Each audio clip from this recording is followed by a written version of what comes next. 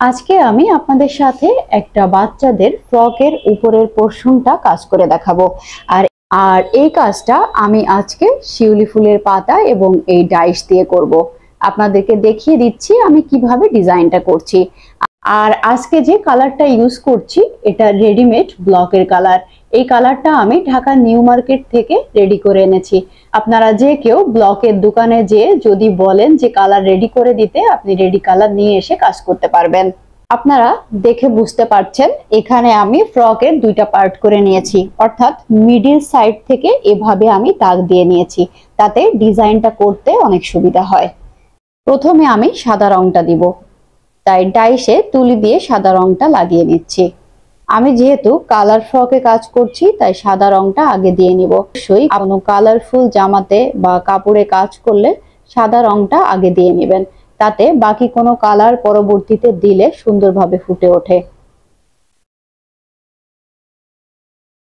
দেখুন আমি ডাইসে সুন্দরভাবে সাদা রংটা লাগিয়ে নিলাম।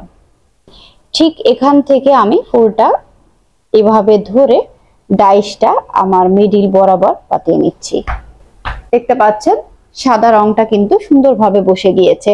আরো একটু সুন্দর করে নেওয়ার জন্য আমি আবারও তুলি দিয়ে একটু সাদা রং লাগিয়ে নিব। এখন আমি ডাইসের ডিজাইন অনুযায়ী তুলি দিয়ে আবারও একটু সাদা রং লাগিয়ে নিচ্ছি। আপনাদের সাথে প্রথমে আরেকটা কথা শেয়ার করতে ভুলে গিয়েছি। আমি এখানে যেহেতু দুইটা পার্ট, আমি মাঝখান থেকে এভাবে একটা পলি দিয়ে নিয়েছি যাতে এই কালারটা অপর পিঠে চলে না যায়। আপনারা পলি ছাড়া পেপার, কাগজ যে কোনো কিছু দিয়ে তারপর কাজটা করতে পারবেন।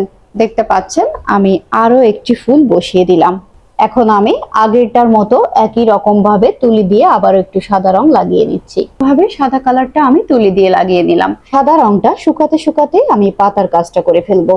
আর এই পাতার কাজটা আমি শিউলি পাতা দিয়ে করব। তার জন্য শিউলি পাতার পিছন সাইডে আমি কালার মাখিয়ে নিচ্ছি।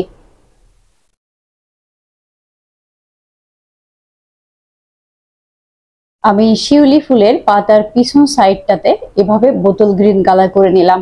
এখন আমি এভাবে আলতো ভাবে ধরে ঠিক ফুল থেকে ডান পাশে বরাবর আমি এভাবে পাতিয়ে দিলাম। উপর থেকে হালকা করে একটু প্রেস করে দিচ্ছি যাতে ডিজাইনটা সুন্দর বসে। এভাবে আপনারা পাতা দিয়ে কাজ করলে দেখবেন পাতার টেক্সচারটা খুব ভালো আসে। আমি এখন পাতাটা উঠিয়ে ফেলছি। এভাবে আমি বাকি পাতাগুলো দিয়ে নিব। সবগুলো পাতা একে একে বসিয়ে নিলাম। এখন আমি এই সাদার উপরে হলুদ কালার করব, অর্থাৎ আজকে আমার ফুলের কালারটা হবে হলুদ কমলা মিলিয়ে।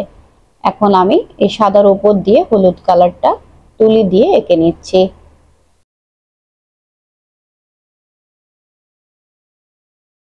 সবগুলো ফুলে এভাবে হলুদ কালার দিয়ে নিলাম।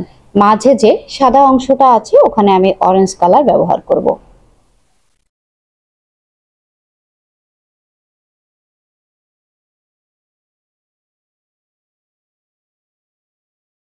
আমি জাস্ট পাতাটা ব্যবহার করেছি একটা শেপ আনার জন্য। আর যেহেতু ঝটপট আমি কাজটা করতে চেয়েছি তাই আমি আমার কাছে যে ডাইস ছিল সেটা দিয়ে করে নিয়েছি।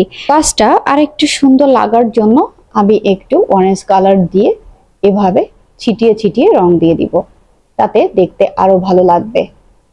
প্রিয় দর্শক, দেখতে পাচ্ছেন কতটা ভালো লাগছে। আমি আমার পছন্দ মতো এভাবে কাজ করে নিয়েছি। আপনারা চাইলে কম বেশি ডটটা দিয়ে নিতে পারেন। আমার ভিডিওটি ভালো লাগলে আপনারা তমাস ফ্যাশনের চ্যানেলটি সাবস্ক্রাইব করে তমাস ফ্যাশনের পাশে থাকবেন।